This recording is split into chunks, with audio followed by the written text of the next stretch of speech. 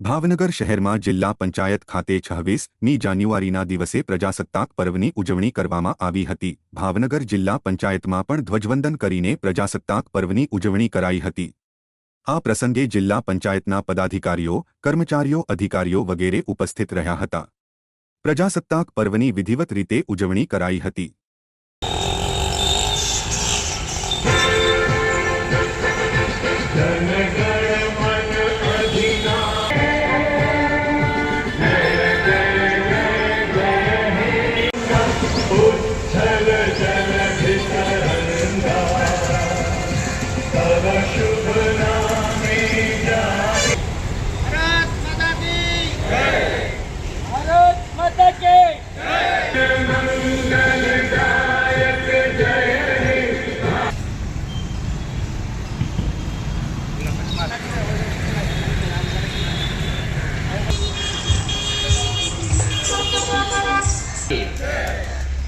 આજના જિલ્લા પંચાયતના પટાંગણમાં